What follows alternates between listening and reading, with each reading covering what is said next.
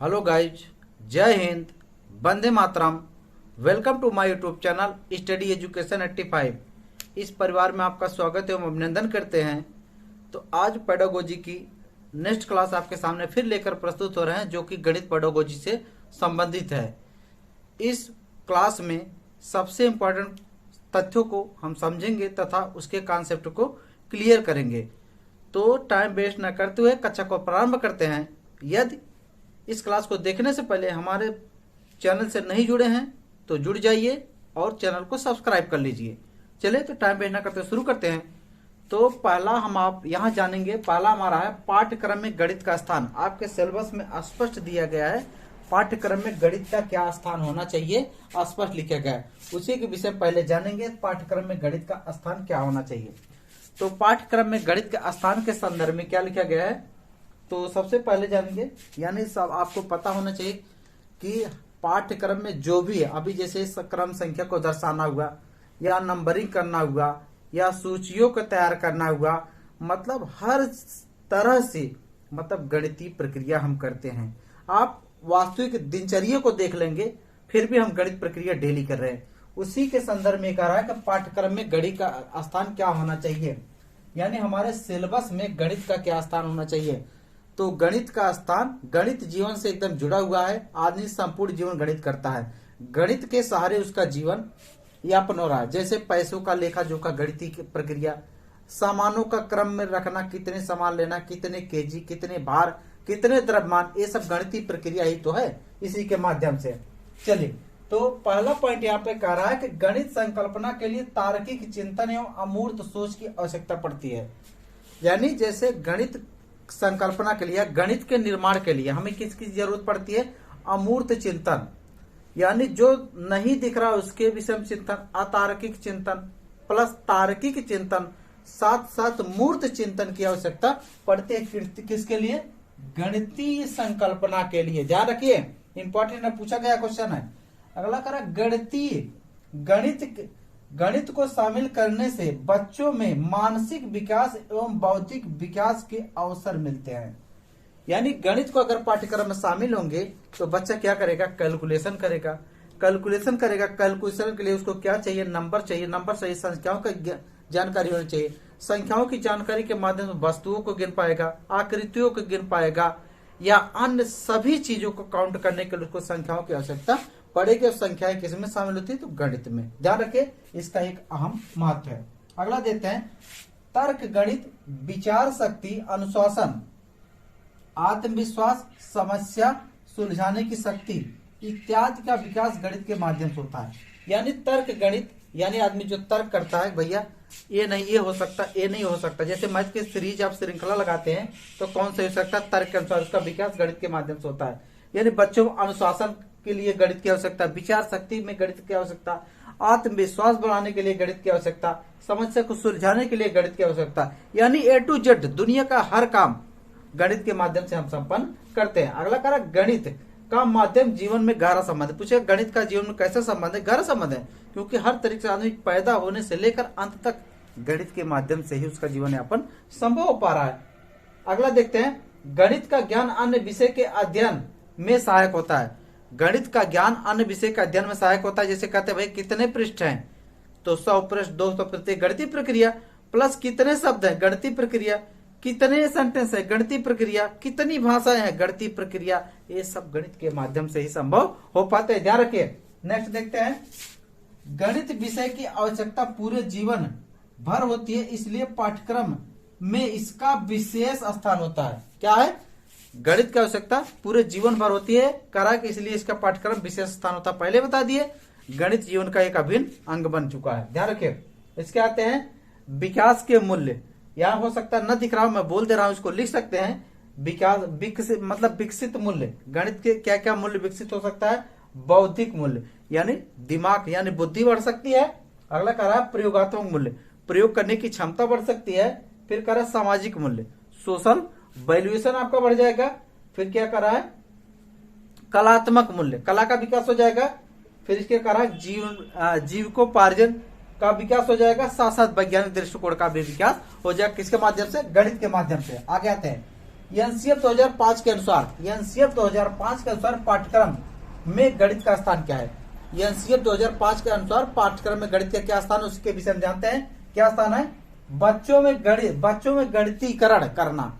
क्या करा? बच्चों में गणितीकरण करना, यानी बच्चों को गणित के बेसिक समझ को बताना कि बच्चे गणित की क्या आवश्यकता है, गणित की आवश्यकता क्यों उनको पड़ती है। उनको समझाइए कि बेटा जैसे हम काउंट करते हैं, यानी 1 2 3 4 उस समानों के चित्र को दिखाकर उनको समझाइए और उसके बाद को बताइए ये सब किसमें गिनते जाते हैं? गणित में। ध्यान रखिए। अगला देखते हैं, गणितीकरण की क्षमता के अंतर्गत तार्किक सोच का विकास होता है। किसका विकास होता है? तार्किक सोच का।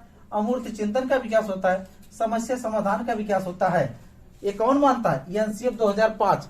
एनसीएफ 2005 का वीडियो भी डाल चुके हैं, उसको जाकर प्लेलिस्ट में देख सकते हैं। आगे देखते हैं, प्राथमिक स्तर पर गणित गणितीय विधि पर आधारित होनी चाहिए। क्या मानता है एनसीएफ 2005? प्राथमिक स्तर पर जो गणित होता है गणितीय विधि पर आधारित होना चाहिए। किस विधि पर? गणितीय विधि पर। आगे देखते हैं, गणित शिक्षण कौशल बाल केंद्रित होना चाहिए। गणित का जो शिक्षण कौशल कैसा होना चाहिए? बाल केंद्रित। मतलब समझते हैं, एक शिक्षक केंद्रित होता है, एक बाल केंद्रित होता है। बाल केंद्रित मतलब बालकों के मन के अनुसार पढ़ाया जाना चाहिए। जो शिक्षक केंद्रित होता है, शिक्षक उसमें तानाशाह हो जाता है। ध्यान रखिए। आगे देखते हैं, गणित पाठ्यक्रम बालक के वास्तविक जीवन से जुड़ा होना चाहिए, ताकि वो आप जब भी उदाहरण दें तो समझ पाए आसानी से। ध्यान रखिए। आगे देखते हैं, पाठ्यक्रम रखने की प्रवृत्ति सही होनी चाहिए, अन्यथा फिर इसमें समस्या क्रिएट हो सकती है। ध्यान रखिए। आगे अगला देखते हैं, गणित की भाषा। ये भी सिलेबस में आपके शामिल है। गणित की भाषा कैसी होनी चाहिए, तो उसी के विषय में थोड़ा हम जानकारी लेंगे। गणित की भाषा होनी कैसी चाहिए, तो गणित की भाषा के संदर्भ पहला करा है, गणित संप्रेषण की एक भाषा है। हालांकि हम दुनिया की हर चीज में गणित का प्रयोग करते हैं, लेकिन गणित की एक अपनी भाषा होती है, संप्रेषण भाषा के माध्यम से संपन्न होती है। तो चलिए उसके विषय में आगे अध्ययन करते हैं। तो गणित एक अलग भाषा है। सही है। गणित की भाषा हम किसके माध्यम से कर सकते हैं? चिन्हों के माध्यम से। क्या करा? चिन्हों के माध्यम से। चिन्ह में जैसे प्लस का चिन्ह, माइनस का चिन्ह, मल्टीप्लाई का चिन्ह, डिवीजन का चिन्ह, ये करते हैं। जैसे सिग्मा के चिन्ह होगा, डेल्टा का चिन्ह होगा और हैशटैग का चिन्ह हो गया। ये सारे चिन्ह के जैसे अल्फा बीटा गामा, ये सब चिन्हों का माध्यम कौन करता है? ये कह रहा है कि गणित की भाषा है। ये किसकी भाषा है? गणित। विज्ञान में सभी प्रकार के चिन्ह, गणित के सभी प्रकार के चिन्ह का प्रयोग। जैसे पूछेगा अल्फा का चिन्ह, एक गणितीय भाषा है अल्फा का। इसके बाद अगला कहता है संकेतों के माध्यम से, सांकेतिक भाषा। इसके बाद करा सूत्रों के माध्यम से। सूत्रों में भी गणित का प्रयोग। सूत्र किसके माध्यम से? गणित के माध्यम से निकालते हैं। इसके बाद सिद्धांतों का प्रयोग किसकी? गणित के माध्यम से। संकल्पना, गणित की संकल्पना का निर्माण करना ही गणितीकरण है। इसके बाद आते हैं त्रिभुज में। जैसे पूछेगा त्रिभुज का निर्माण कैसे होता है? त्रिभुज का निर्माण कैसे होता है? त्रिभुज में 3 आकृतियां होती हैं, मतलब जैसे 3 रेखाएं से घिरी आकृति त्रिभुज हम कहते हैं। या कब त्रिभुज बन सकता है, कब त्रिभुज नहीं बन सकता है, त्रिभुज का क्षेत्रफल कितना होता है, त्रिभुज का परिमाप क्या होता है, या त्रिभुज में सबसे बड़ी भुजा की लंबाई क्या हो सकती है। ये सारे प्रकार के कैसी है? गणित की भाषा है। इसमें कैसी भाषा है? गणित की भाषा। सेम जैसे कहा वर्ग ले लिए, वर्ग का क्षेत्रफल क्या होता है, वर्ग का परिमाप क्या होता है, वर्ग का विकर्ण क्या होता है। ये क्या है? गणित की भाषा है कि वो परिमाप, विकर्ण, क्षेत्रफल या ये सब निकाल रहे हैं। इसके बाद क्या होता है? वृत्त का जैसे क्षेत्रफल हो गया पाई आर स्क्वायर, या वृत्त की परिधि 2 पाई आर हो गया, ये सब होगा। इसके बाद घन पूछ सकता है, घन का विकर्ण पूछ लेगा, घन की मतलब कोर पूछ लेगा, या घन का क्षेत्रफल पूछ लेगा, वक्रपृष्ठ पूछ लेगा। बेलन के विषय में पूछ सकता है कि बेलन का आयतन क्या होता है, वक्रपृष्ठ क्या होता है, इस सब के विषय में, या शंकु के विषय में पूछ सकता है। ध्यान रखिए, ये सब किसकी है? गणित की भाषा है। ध्यान रखिए। आगे कहते हैं रेखा एवं कोण के विषय में। रेखा एवं कोण के विषय में जानता है। आगे देखते हैं गणितीय भाषा संकेतों को समझने हेतु अन्य भाषा की आवश्यकता होती है। सही करा यहाँ पर। जैसे गणित की भाषा को समझने के लिए अन्य भाषा की आवश्यकता होती, क्योंकि गणित की जैसे गिनतियों को दर्शाना हुआ एक लिखने के लिए जैसे 1 लिखेंगे इंग्लिश भाषा हो गई, या एक हिंदी भाषा लिख दिए, ये सब अन्य भाषाओं की आवश्यकता होती है। ध्यान रखिए, सेम यही कह रहा है। इसके बाद कह रहा है गणित यहाँ हो सकता है ना दिख रहा है, इसको नोट कर सकते हैं, इंपॉर्टेंट है। गणित जटिलता में सहायक होता है। गणित जटिल मैटर को समझने में सहायक होता है। उसका साथ कह रहा है तार्किक एवं अमूर्त चिंतन में हमें वृद्धि करता है गणित हमारे। ध्यान रखें। इसके बाद कह रहा है गणित की भाषा कैसी होती है? अभिसारी भी होती है और अपसारी भी होती है। चलिए अगला आपके सिलेबस में स्पष्ट लिखा गया शिक्षण में सामुदायिक गणित क्या है। सामुदायिक गणित क्या है? Community math. ये क्या कर रहा है? सामाजिक गणित का संबंध सामुदायिक गणित से, यानी समाज में गणित का प्रयोग करते हैं। किस गणित का? सामुदायिक गणित का। ध्यान रखें। तो सामुदायिक गणित क्या होती है इसके विषय में थोड़ा समझते हैं। गणित की प्रकृति और सुधार, राज्य वृद्धि है, राज्य समृद्धि है। गणित की प्रकृति और सुधार, राज्य समृद्धि है। ये गणित की परिभाषा है सामुदायिक गणित की। इसके बाद उच्च वर्गीय, ये 3 वर्गों में बांटा गया है। उच्च वर्गीय, निम्न वर्गीय और मध्य वर्गीय, ये 3 प्रकार के समुदाय हैं। हर समुदाय में गणित का प्रयोग होता है। निम्न वर्ग में क्या होता है, उच्च वर्ग में कैसा गणित होता है और मध्य वर्ग में कैसा गणित होता है। ध्यान रखिए, पूछेगा। जैसे इंजीनियर हो सकते हैं, उद्योगपति हो सकते हैं, बैंक कर्मी हो सकते हैं, डॉक्टर हो सकते हैं, मजदूर हो सकते हैं, रिक्शा वाला, चालक, बढ़ई, व्यापारी या अन्य। ये सब कैसे हैं? सामुदायिक गणित के अंतर्गत आते हैं। जैसे कहा भाई आईएएस रैंक है, आईएएस कितना रैंक, इतना रैंक इनका है, पीसीएस इतना रैंक है। या कहते हैं भैया व्यापारी बहुत टॉप रैंक के व्यापारी है, या भैया सबसे निम्न स्तर के मजदूर हैं भैया, या ग्रुप डी के मजदूर हैं। तो ध्यान रखें, इस तरीके से हम सामुदायिक गणित का अध्ययन करते हैं की तरीके के माध्यम से। आगे देखते हैं, गणितीय कुछ समस्याएं होती हैं। गणितीय समस्याएं क्या है इसको भी हम जान लेते हैं। प्राथमिक स्तर पर छात्रों की नींव कमजोर, गणित शिक्षक विधियां। प्राथमिक स्तर पर छात्रों की नींव कमजोर क्यों होती है? यानी जैसे कहने का आशय यह है कि समस्या तब क्रिएट होगी जब प्राथमिक स्तर पर छात्रों की या छात्रों की नींव कमजोर होगी। यानी प्राथमिक स्तर पर जब छात्रों का बेस कमजोर कर देंगे, यानी उसको सही तरीके से नहीं सिखा पाएंगे, आगे चलकर उसको गणित सीखने में बड़ी समस्या होने वाली है। क्योंकि आगे चल के एक उदाहरण इसका ले लीजिए। आजकल देखिए लगभग महिलाएं, जो लड़कियां घर की है, वो कक्षा 10 में गणित नहीं पढ़ती हैं, कक्षा 10 में गणित नहीं लेती। आगे चलकर जब कंपटीशन में गणित आता है तो उनकी हालत खराब हो जाती है। तो सेम यही इसी स्तर पर करा, प्राथमिक स्तर पर अगर गणित बच्चों को नहीं पढ़ाएंगे, सेम वही कंडीशन होगा, आगे चल के इनकी नींव कमजोर हो जाएगी, जो इनके लिए बहुत नुकसानदायक होने वाला है। ध्यान रखिए। आगे गणित शिक्षक शिक्षण विधि, गणित शिक्षक की कुछ शिक्षण विधियां इसके विषय में जान लेते हैं। जैसे गणित शिक्षण में क्या होता है? खेल विधि का प्रयोग हो सकता है, खेल विधि। इसके बाद कह रहा है करके सीखना विधि, करके सीखना विधि, निरीक्षण विधि, योजना विधि, खोज विधि। कुछ शिक्षण विधियां पिछले कुछ वीडियो में डाल दिए हैं, लेकिन फिर भी शिक्षण विधियों का एक अलग हम वीडियो बनाएंगे, वो आगे हो सकता है उसी का वीडियो बने। अगला आगे देखते हैं, शिक्षक का व्यवहार। शिक्षक का व्यवहार निर्भर करता है कि बच्चा किस हिसाब से सीखेगा, यानी बहुत महत्वपूर्ण। ध्यान रखिए। अगला कह रहा है कि अन्य समस्या में छात्रों का शारीरिक और मानसिक स्वास्थ्य, छात्रों का शारीरिक और मानसिक स्वास्थ्य शिक्षण को संबंधित है। ध्यान रखिए। इसके बाद कह रहा है अगला, अध्यापक का विषय के प्रति सही ज्ञान न होना।